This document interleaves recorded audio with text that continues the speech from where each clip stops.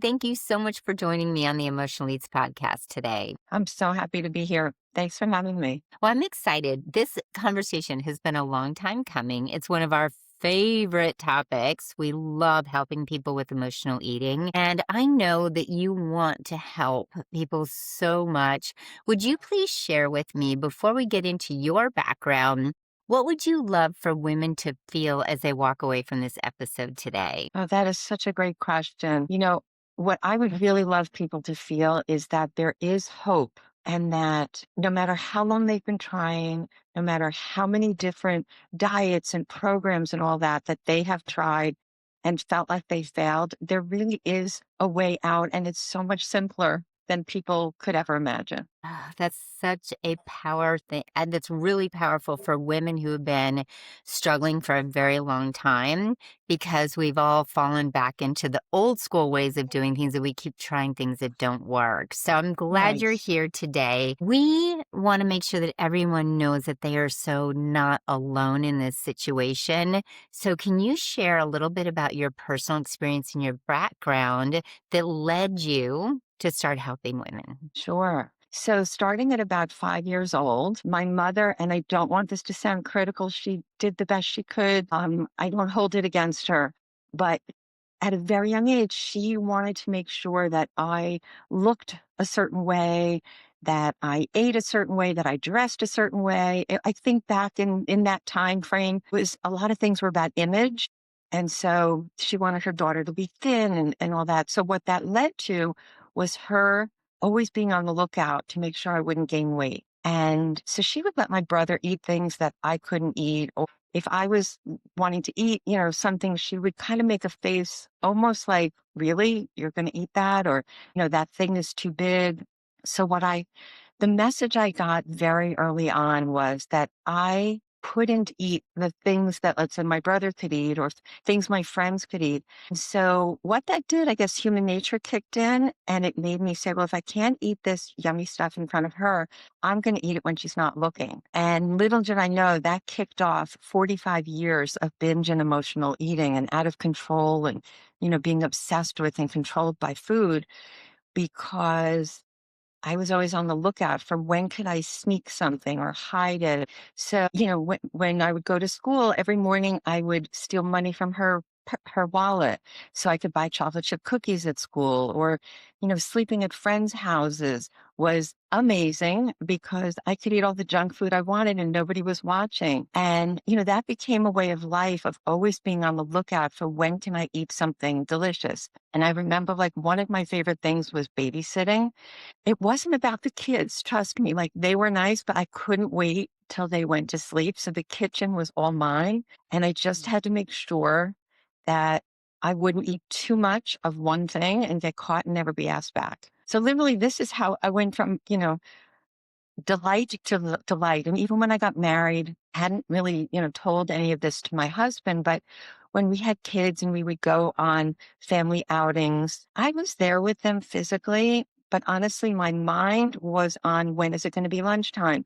When can I run to the ladies' room and eat the junk that I packed in my purse or tell them I'm going to the bathroom and, stop at the concession stand, no matter where we were. So everything was always about the food. And my weight was always on the way up or on the way down, depending on whether I was dieting or whether I was binging. So it was literally like I was having an affair with food. That's what it felt like. It was so secretive. It was delightful, but it was awful. Yeah. So that was the beginning of the story or a good part of it. Yes. So let's talk about the shame and the secrecy and the hiding because so many women feel with their food obsession that they can't eat in front of people, the judgment. How did that secrecy and that shame just keep that cycle going for you? Let's see. I felt like the more I hid it, the more I had to. Because let's say the more I hid food, the more I could eat of it. The more I could eat of it, the more weight I would gain. So then I wanted to hide out more. So I remember loads of times we had plans with other couples or other families, and I would cancel the plans because I would think to myself, oh my gosh, they're going to notice, like from last time I saw them, how much weight I gained. Or I'd always be thinking about how do I want to look at back to school night? and, anything. Like it was so the more I did of it, the worse and the more hiding I needed to do because I wasn't comfortable showing up, if that answers your question. That makes so much sense. It really does. So, when you were going through these cycles, did you ever go through a restrict cycle before a binge cycle because Oh, of all that weight? Yes. well, So, that was yes. I was always on the lookout for the next best diet, thinking like if I could just find something where they tell me exactly what to do, and if I could possibly hold on to willpower for long enough, maybe the weight would come off and this problem would be gone. That's what I kept hoping, that there'd be a diet that made enough sense, that was easy enough. But every experience with dieting, it would start out great, like no matter what I tried. I never did anything unhealthy. I never took pills, but if it was a cabbage diet or if it was Atkins or anything, I would be so excited. And, for the first couple of weeks, it was amazing. But then whatever I was told I wasn't allowed to have became that same problem. Like when you're told you can't have something, just like when my mother would tell me I couldn't have it, then you dive in. Like you don't even do it in moderation. Like I literally never knew how to eat anything in moderation. So it was either dieting, eating lettuce leaves and, turkey or tuna and water, like being so good, strict, and being excited, like, oh, maybe this time it'll work. And then I got like, I can't eat one more, whatever the thing was, and I miss M's or I miss this thing, and I would dive head first. And then every time I would do that, I lost faith in myself, that I thought this was going to be the answer, and obviously it's not. And so I could literally gain 9 pounds in 3 days. Like when I was, let's just call it bad or off the wagon or whatever, all I did was think about food and eat food. And then when I would go, when nothing fit, then I'm back on a diet. So I never weighed the same for, let's say, even more than a week because it was one way or the other. Wow. 45 years. Yes. Thank you for sharing that because not only are the listeners not feeling alone in this cycle of emotional eating and dieting, I was so similar to you. The reasons were not necessarily because of my mom, and some of it was only because later there were things that were said. It was more of an emotional need that I look back on. It started about 8 years old for me, sneaking around looking for sugar in the house when she was gone, like chocolate chips, or even sticking my finger in the country time lemonade powder to, lick it off like Pez. Yes. I was searching, searching, searching for something all the time. But what you said was so important. You put, without even realizing it, being good in air quotes, because we often label ourselves good or bad based on the food we eat because of our societal dieting structure of people thinking that you are good if you can stick to a diet and you are bad if you fall off the diet. And so we put that on ourselves. And you used another word that I love that you brought attention to this: moderation. So many people struggle. They don't even know how to find whatever moderation is, or good or bad. So thank you for bringing that up. So we're going to move in from that because moderation is tough to understand. You talk about peace with food instead of fighting it. What would a day look like in a woman's life to actually have peace with food? I would love to go into that, but I think I want to backtrack just a second because Sure. the rest of my story will help will lead into what does it look like to be a Okay. peaceful leader. So when I was 50 years old, which was I guess 16 years ago, 15, 16 years ago, I woke up one morning, and again, my family still didn't know any of this. They just probably saw me gaining weight, losing weight, but they didn't know the extent of all this. So I woke up one morning and I remember feeling like I am so petrified to get into bed one more night, feeling disgusting and bloated and frustrated and helpless, that I have to figure this thing out today. Now, after 45 years of a million different diets, it almost sounds crazy that I could figure it out in one day, but I was that petrified. Just remember feeling like I can't do it one more time. Somehow I have to figure this out today. So I started to ask myself, okay, what would the opposite of a binge eater look like? And I thought, well, I started to ask myself different questions. One thing I realized was that diets definitely have never worked long term. So that led me to believe, well, if diets don't work, I have to figure out how I can eat the foods I really enjoy, but eat them in moderation. And again, I never knew I didn't even know how to eat broccoli in moderation. I just didn't get the concept ever. But on this particular day, I said, I've got to be able to eat the foods I enjoy. Otherwise, I'll still just either be binging or I'll be on a diet. It's one or the other. So, what I decided to do that day was from a point of view of how much food went in my body, I decided I'm going to follow Weight Watchers, which I had done so many times, and that was never successful for the long term. But I wanted to be able to know how much I was going to put in my body because the decision I made was I need to find two foods that I would normally binge on every day. They could always be different every day. Two foods, and I have to figure out how to eat them in moderation. That was my task because it seemed like it made sense. That way, if I could figure out how to eat them in moderation, I wouldn't be deprived and I wouldn't be overeating them. And it was hard to believe in myself that it was even possible based on my history. So the reason I decided on Weight Watchers was really from the point of view, at that point, it was a point system. I don't know what it is now, but it was a point system. And so I knew how many points I needed to have. And the reason I followed it was because I wanted to make sure with putting these two foods in, these two extra foods, that I wasn't going to gain weight.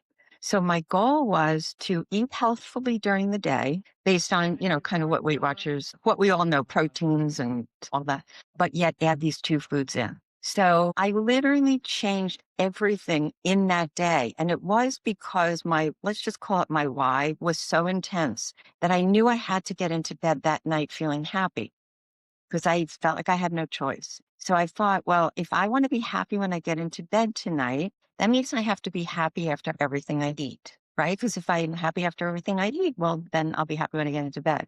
So I was like, well, what does happy actually mean? And I thought, well, staying within my points, eating foods I'm really in the mood for, not feeling bloated or disgusting. And so I just kind of set up this whole plan. So beginning that first day, I chose two foods. I chose a bag of baked lays, like a small bag of baked lays, instead of like a huge one where I could easily eat the whole thing. So let's say it was like 10 o'clock in the morning and I was thinking of the potato chips. I would then, so this gets to your kind of your question about peaceful eating. I would ask myself questions. Like first I would ask, am I hungry? Right? Like let's say the potato chips, if I knew that was going to be one of my two snacks, I would first ask, am I hungry? And I never asked that question before because it honestly never mattered. And if the answer was no, that was like a rule. If the answer's no, then no, you don't eat. And then you check back in 10 minutes later, half hour or whatever. But if the answer was yes, then I would ask myself, what am I in the mood for? And I would think about it, think really hard. Is it salty? Is it sweet? Is it crunchy? Is it savory? Like I would actually tune in. So it was basically taking a pause instead of like, ooh, why don't I have that? And like whatever is around. I would ask, kind of like finding out from my body, what are you asking for? And then I would decide. So let's say I was like, oh, I definitely want a small bag of baked lays. So then I would ask myself questions like, how much of it can I eat and be happy when it's over? So remember, happy means I'm staying in my points, I'm eating what I want. It's not going to be too much to feel bloated or whatever. So if the answer was the whole bag of the small bag, then I would add the next question would be, will I be happier if I eat this now or if I wait? So I was basically having a very conscious conversation with my prior binge type self, where normally I wouldn't have that conversation. If I thought of food, I would just eat it. But here I'm asking all these very self empowering questions, tuning into my body, asking it what it wants. And it was literally the opposite of willpower. And I came up with the word want power because want power is all about me making my choices of what my body needs, how much it wants, when it wants it. It was all about wanting because I was looking for a goal that made me happy. And that's all I needed was to be happy after I ate it. So then if it was 10 in the morning and I thought of the potato chips and I said, would I be happier if I eat them now or later? The answer with that was always, I would be happier if I eat the potato chips later. I'd be happy if I, let's say, go to the gym first or have lunch first or whatever. So there was a calmness, no more panic. It was, I'm still going to eat the potato chips, but when will it serve me best? Eating them at 10 in the morning when I knew I only had two snacks for the day didn't do it for me. So that was that. So then let's say the second snack of the day was frozen yogurt. And if I had in my mind, again, I would ask, am I hungry? And, wait till I'm actually physically hungry. What am I in the mood for? Yes, let's say, came up with frozen yogurt. How much can I eat and be happy when it's over? Well, when you go to a frozen yogurt place and they give you the stuff out of a machine, you don't really know how many points it is on Weight Watchers. But it wasn't about how many exact points is it or calories. It wasn't that. What it was I would think to myself, I want to give this snack maybe 3 points, not knowing again exactly what it would be and the yogurt, but around 3 points. So if I went to the frozen yogurt place and I asked them for a small, and let's say they gave me like this much, because sometimes they do that, like a huge amount. Well, the binge eater in me would be like, oh, well, I'm going to eat it all. But this new peaceful eater that was emerging said, there is no way I can eat all of that and be happy when it's over because I am consciously giving this 3 points. And this is way more than 3 points, even though I don't know how many. So I would scoop some off the top and throw it away. Now, I know it's not great to throw food away, but I had to prioritize this as my new way of life. So I would scoop some off and be left with what I would approximate to be 3 points. It was the throwing it away that showed me I could. It was the putting off the potato chips till later, which showed me I could. I never thought I had any control over these kinds of foods. So that's why in that very first day, my relationship with food completely changed because I was able to see, oh my gosh, I actually have a say in the matter. I have a voice of choice. Like I can make decisions based on want power and I can eat these foods that I really like. And this is how I do it in moderation. So one of my snacks oftentimes would be, let's say, M&Ms. And I used to eat them by the handful. If I was at a party and I saw a bowl of them, I didn't care who was there, who I was talking to. All I kept thinking was like, when can I go get another handful? But with this way of thinking, I would look at the package, how many calories are in it, figure it out, how many points. And if I decided I wanted, however many, I would say, well, 10, let's say, could be the right answer to I will be happy when it's over. So I would take 10 of them in my hand and I would eat one at a time. And I would suck on that thing and pay attention to every delicious taste of it until that one was done. And then I went on to the second. So by the time I did that 10 times, I was good to go. Like I had so much deliciousness and I was what I call awake at the plate. I was paying attention to the taste, the texture, the creaminess, the chocolatiness. Because what I find is when we're not awake at the plate and we are scrolling or talking on the phone or watching TV when we're eating, as soon as we're done, like, wait, now what? You're not even, because you're not part of the experience. So, one really important thing is to be there with the food, and really get the enjoyment from it so you get satisfied. So, I'll stop there if you have any thoughts Well, or questions.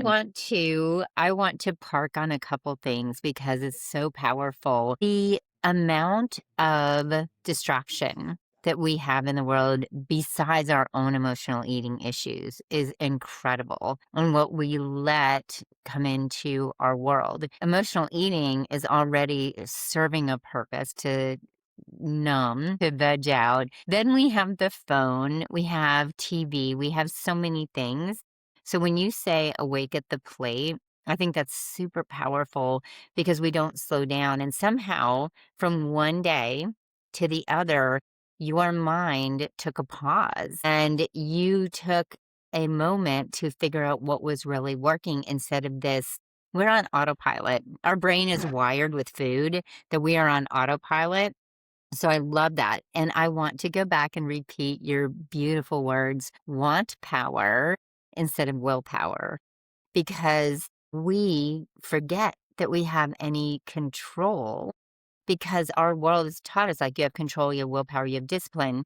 or you don't. So Right. that want power is so incredible and it's calming and it makes us feel empowered. We have control without having, and when I say control, I sometimes that word I think is a lot for people to understand. And what I mean by that is not strict full hang on control, but the peace is really what I Yes. mean from that. And I love that you've shared that.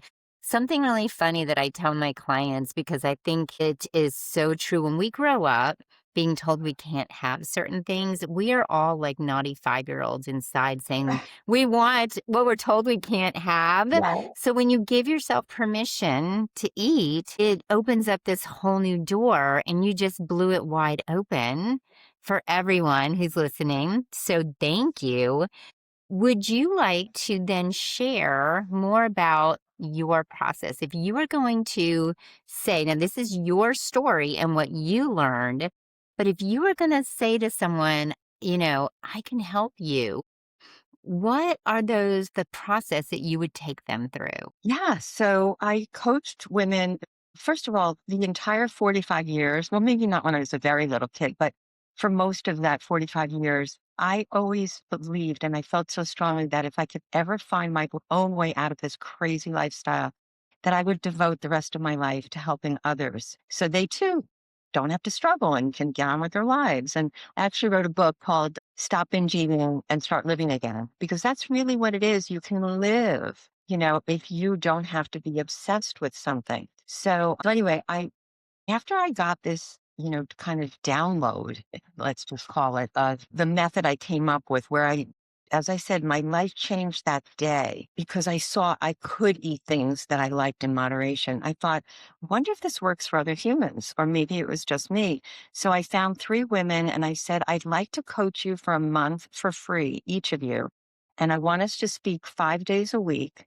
And I want to teach you my what I call tricks to make it stick, which is what I'm going to explain to you. And just tell them that my whole method and that we would have 10-minute calls every day, Monday through Friday, to find out where do you stand. Because I thought if this could work for other people, then I really can be a coach and help people. So all 3 women had the exact same experience I did. It helped them right from the beginning. So I knew I was really onto something. So in answer to so then I became a coach and I was coaching for years, worldwide, and it was very successful. So what I teach people is that they need to figure out whether it's Weight Watchers or something like an online calorie counter like MyFitnessPal or one of those. Going back to what I said earlier, because if you're going to be adding in 2 foods a day of things that you'd normally binge on, you have to make sure your overall calorie or point count isn't going to make you gain weight.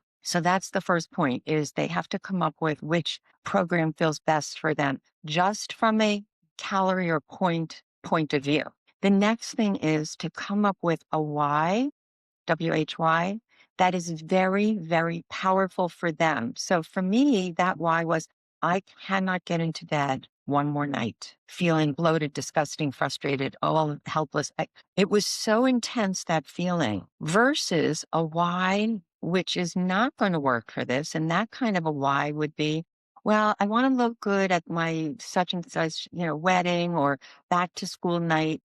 Let's say you're a 16 and your why is I would really size 16 and you really want to be a size 4. Whether you do the work today or you don't, you're not going to be a 4 by tomorrow. So it has to be a very compelling short-term why. Something where you like even just I want to feel so comfortable with my decisions right after everything I eat, or I want to get into bed, or at the latest, at the farthest moment would be a why that relates to the next morning. So I used to have clients who would say their why was, I don't want to wake up tomorrow morning feeling so exhausted and like from overeating that I can't help my kids get ready for school. Something as short term as later today or by tomorrow morning, because then it makes the work, and there is some work, and I've kind of already gone through what the work is, but I'll go into it more, makes it doable, plausible. You have an incentive because it's so short term. You're going to get that benefit right away, not somewhere down the road when the scale finally moves or the clothes finally fit or so So the what program they want to use and the why, and then they start asking the questions before everything they eat. So the first question is always, am I hungry? If it's yes, well, first I'll say, if it's no, then you say, I will check back. Like that is just a rule. You don't put food in that body if it's not hungry. Then if the answer is yes, what am I truly in the mood for? And you think about it. Like I was saying before, is it creamy? Is it salty? Is it chocolatey? Is it crunchy? And then you ask, how much of this can I eat and be happy when it's over? And then the last question is, will I be happier if I eat this now or if I wait till later? Now I want to insert a story. This happened to me, my favorite story with a client that I was working with. And one day when we were on the phone, so I used to speak to my clients on the phone, and she said, I think I'm really in the mood for chili. And then we hung up, like she just had mentioned that. Well, when I spoke with her the next day, she said that she thought she knew she was hungry. She thought she wanted chili. She knew that she wanted something warm and creamy because, again, she was asking, what am I truly in the mood for? She knew like creamy, warm. So first she thought chili, and then she stopped and she said, no, that's not it. I think what I want is oatmeal. And she spent a little time thinking, like, no, that's actually not it either. I think I want pizza. And she knew that wasn't it. And finally, she said, I know what it is. I want grilled cheese and tomato. And that's all she ate. Now, and paid attention every bite. She didn't need to eat anything else. So imagine so she loves all those foods, but she was tuning into what does her body really want? So if she would have just immediately gone to the chili, then she'd be like, okay, now I want oatmeal. Because she hadn't gotten to what it is she truly was in the mood for. But by pausing and being awake and really like tuning in, she knew what it was. She ate just that. And so she saved herself, what, 1,000 calories? I don't know, however many. So the next thing I want to bring up is what I call tricks to make it stick. And what those are, they're like the tools in the toolbox of how to put this all together.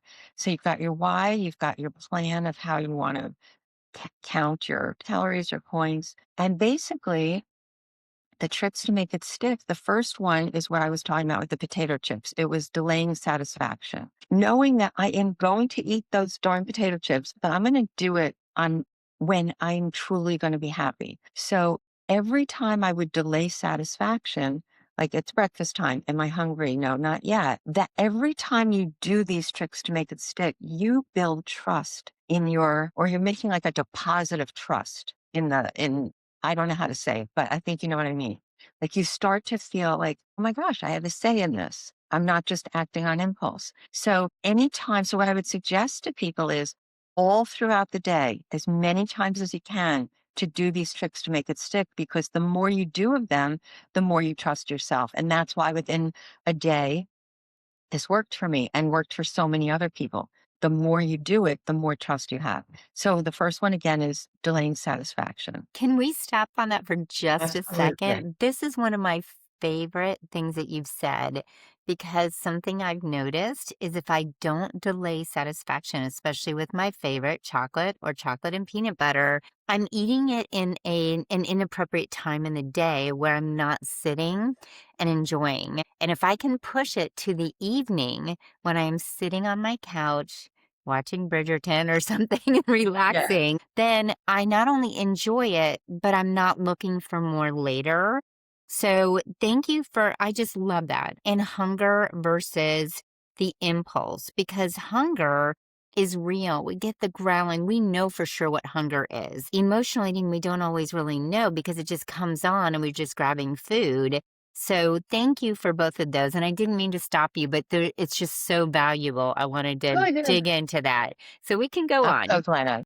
Absolutely. I'm glad that that resonates for you. And the next one is, let's just call it scaling it down. That's what I would do. That's what I call when I was talking about the frozen yogurt.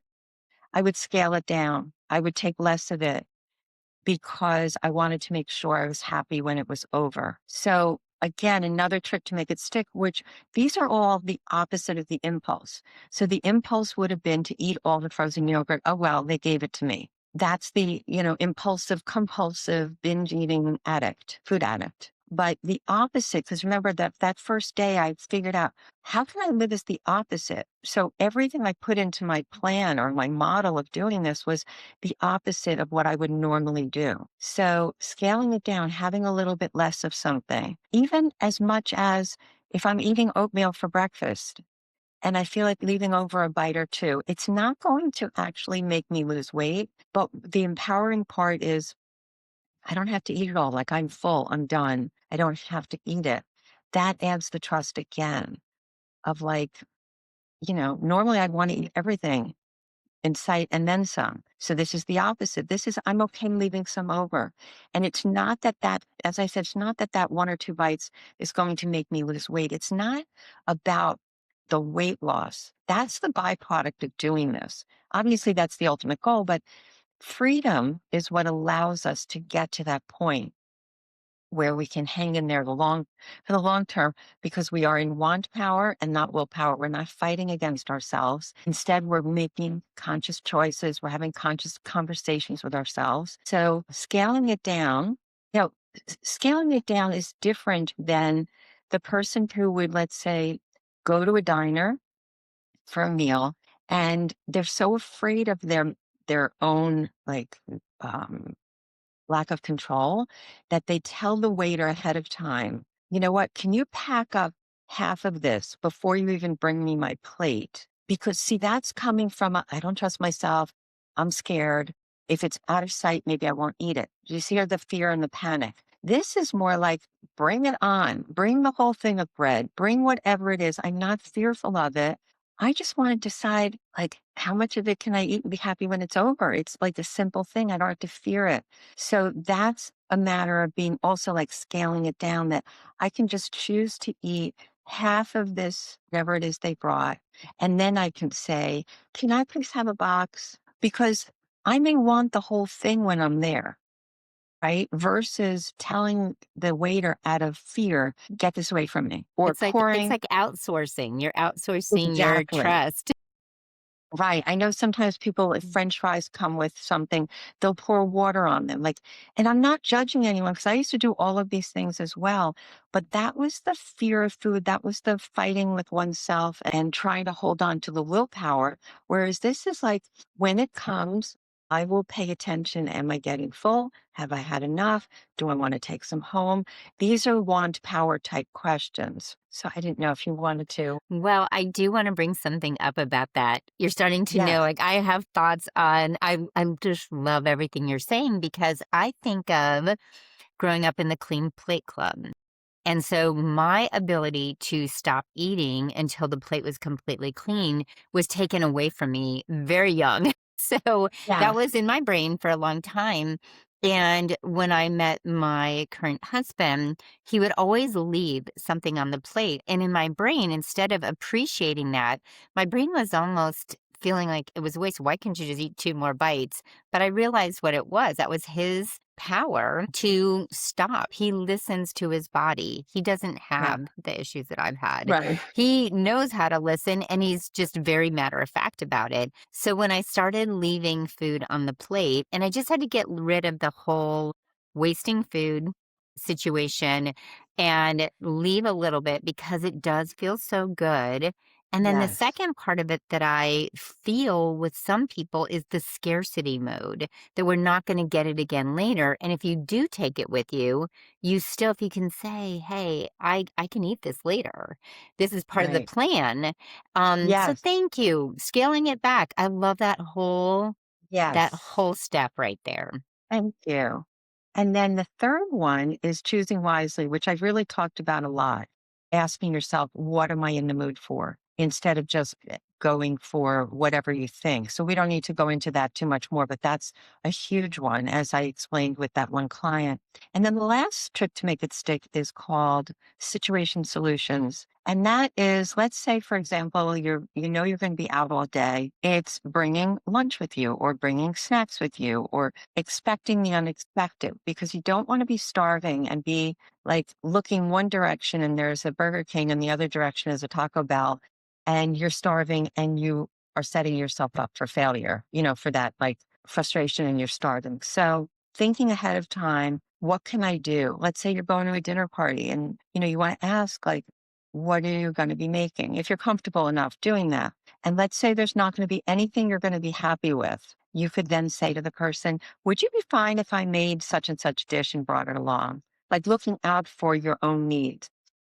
Or let's say you're at a buffet and that's very tempting and you see all the desserts and all the breads and all that. What I would normally do is I'll look over everything and then I'll walk into the ladies' room and I'll just have a conscious conversation with myself and decide what are the things that I really do want to have and how much of it can I eat and be happy when it's over? Because that's really the question that always serves me best. And then I go out there and I take the things on my plate and I try my best to pay attention to every bite. Obviously, when you're with other people, you can't always pay attention to every bite. But so basically, delaying satisfaction, scaling it down, choosing wisely, and situation solutions really has you covered throughout the day to feel empowered and that you can make choices. And the other thing is not like staying in the moment, not thinking like, oh, well, this is going well, but things have gone well for me in the past and then I screw up. Or thinking in the future, I wonder if I stick with this for such and such time, will I get down to this? Will I that anytime you're like leaving the present, that is not, you're going in the wrong direction. So it's really staying with only, am I hungry? If yes, what am I in the mood for? How much of it can I eat and be happy when it's over? Do I want it now or do I want it later? It's basically coming back to here instead of if you think of the past or you think of the future, that's all of those things you've done before. So if I always tell people if you're thinking, doing, or saying anything you've thought, done, or said before, you're going in the wrong direction. It's really just asking those questions and that will set you free. But I must say, so when I talk about like this requires work every single day. But I think you could probably agree with me that there's nothing hard about this work. It's just a matter of asking yourself questions and following through. So what I have found for myself and for others that if I choose not to do the work, I will backslide. And at the same time, I always know all I need to do is get right back in there. So I wouldn't say I'm cured, anyone's cured. It's a matter of here are the tools. They work so well, so easily. You just have to do them. Julie, do you have any advice for women who do backslide? They have a day or a moment that's not going well and they're about ready to give up. What would you say to them? I would say before, because I've had those days myself where I'm like, oh, I'm not like really in it. I would make sure to do at least one trick to make it stick before going to bed. Because what that would do is it would set me up for the next morning feeling better about myself. Instead of ending the day on, I overate or I wish I didn't do that or whatever. If you can incorporate just one time when you are showing yourself that you're taking control over your actions, then that's what you're left with so that the next morning you're in a different mindset, you know? So that Yeah. definitely helped a lot. One big concept that I am loving from this is eating in a way that's going to make you happy. Not just in your body with the bloating and feeling full and overeating, but with also emotionally feeling happy. So ending the day on even one step is really powerful. And I think this translates to life, really, because this problem that we have had, it takes over your entire life. And when you Yeah. change how you eat and you change how you feel the control and the empowerment, it's amazing how you feel in the rest of your life. It's not just about the food. It's so true because every once in a while, that is such a good point. Every once in a while, when I do backslide, it truly, just what you're saying, it affects everything. I don't have the same sense of self. I don't, it like takes my vibration and tweaks it or, you know, Yeah. just throws everything off. And as soon as I then like kind of get myself back. And it's easy to get back because all you have to do is ask one of the questions, do one of the tricks to make it stick. And then it's like, oh, this feels so much better. And then you can look at life in back to that, happier, more comfortable way. Yeah. Exactly. Julie, you have been such an amazing light today to help women and so compassionate because of your story. And thank you for being vulnerable enough to always share that story so we don't feel alone. You are helping people and you have a very generous gift of a group that people can join. Will you tell everyone about that group? Yes, absolutely. As I mentioned, I no longer coach people one on one. I had stopped that quite a while ago. But at this point in my life, I'm really interested in impact, not income. So what I did is, and this is just getting off the ground, so it's not really much of a group yet, but I decided that I created a Facebook group called Peaceful Eaters. So it's two words and it's plural, Peaceful Eaters. And anyone who's interested can go there and just click on ask to join. So basically what it is my sharing all of this information that I shared today and people choosing to right in there. They can do it every day. They can do it multiple times a day. I did this trick to make it stick. I put this off. I did this situation solution. I asked myself this question. So people can kind of get like, you go, girl, like that kind of response to keep them on track and keep them motivated. Or they can say, I'm having a little trouble. This is an obstacle, or what do you think I should do? I'm going to be involved with this in my life. How do you think I should handle it? And I will be on that group, in the group, like all the time, checking so I can help people. And I also want to have like a once a week call where people can just call in. I'm going to have it be on Thursdays at 5 p.m. Central Time. I did do a talk recently, and five people, I think five or six people joined the Facebook group, but I started those calls and people weren't really showing up. So I haven't done them in the last few weeks. But my point of telling you that is this is so new. It's going to take a while to get off the ground, but anybody who shows interest, wants these calls, I'm happy to do them. And so that's what I'm up to. And people can also learn more about me at my website is peacefuleater.com. And on there, I've really kind of turned it into Peaceful Eater Academy since it's no longer something where I have coaching programs that people used to buy.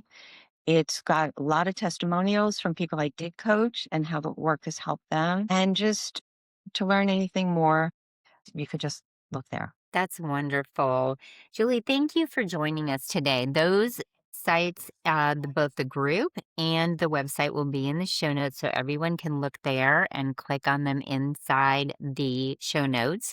I just want to thank you so much for spending the time, not only with me and with our listeners, but also with these women who really need help. And the fact that you're doing it for that impact instead of income is such a blessing. Just want to say thank you again. I appreciate you so much.